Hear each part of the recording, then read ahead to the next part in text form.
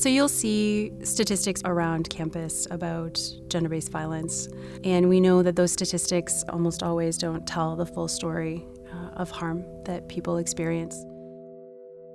Gender-based violence exists on campuses across Canada, across Ontario.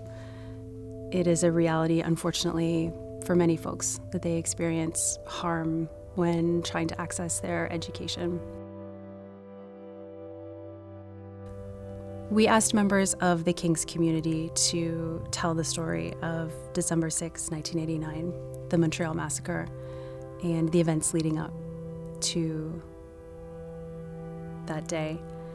And it's important to remember that this story is not unique to 1989, and it could happen anywhere.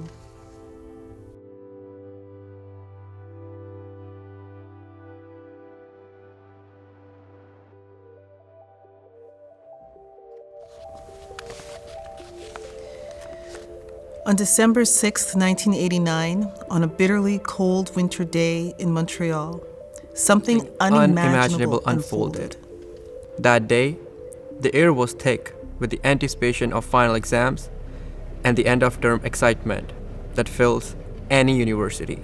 At École Polytechnique, a well-respected engineering school, students were hard at work, unaware that their lives and the lives of those who they loved would soon change forever. A man entered the school, moving purposefully, carrying with him anger and hate. He walked into a classroom, raised his gun, and ordered the men to one side and the women to the other. Then he told the men to leave. Confused and scared, the men left the room, some looking back but unable to comprehend what was happening or what was about to happen. What followed was an act of violence, directed at women simply because they were women.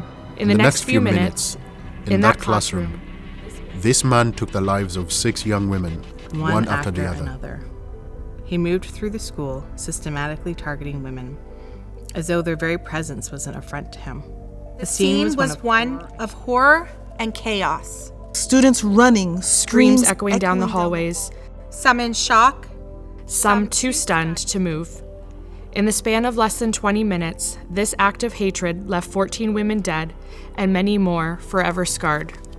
Each of these women had a story. Each had dreams and ambitions that brought them to École Polytechnique. They were engineers, mathematicians, future leaders in fields where women were rare. They had made it to university, each having overcome obstacles. Each with their own challenges, each with hopes of a brighter future.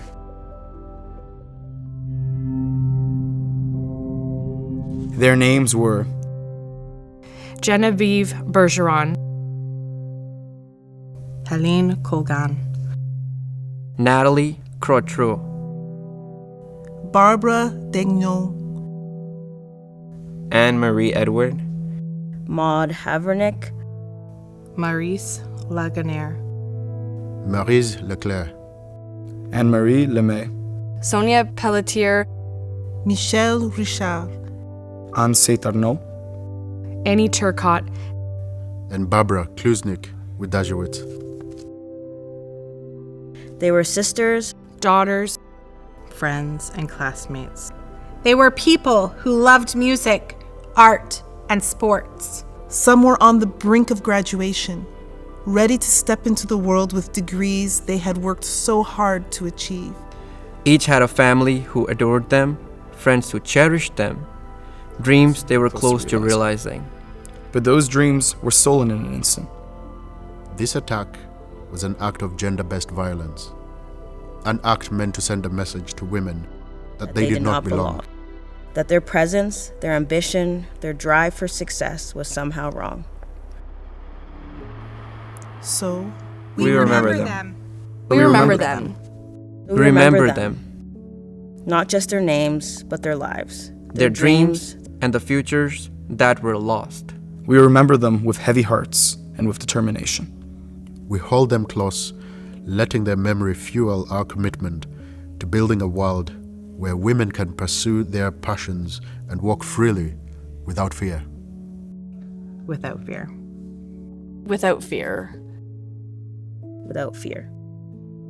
Without fear. Without fear. Without fear. We take gender-based violence very seriously at King's, and we, in many ways, are very lucky at King's to have our own counseling department that offers free mental health supports and counseling supports to students in our community who need them, including students who have experienced harm. This includes historical harm or harm that you've just experienced. If you feel unsafe, we have a number of mechanisms on campus for you to reach some safety. We have blue emergency phones placed around campus, and we do have security in every building. There are also a number of supports in community. So ANOVA is a shelter that has a couple of locations and also offers counseling and legal supports for folks. And we also work closely with St. Joseph's Regional Health Center, Sexual Assault Center. And we actually have a partnership with them for anyone living in residence who has experienced harm, who would like to not attend hospital, but would rather have an assessment in residence. We can facilitate that in a confidential way. What we do hope is that students feel that they can talk to us, that they can reach out, and if we can't get the supports that they would like on campus, we will connect you in community.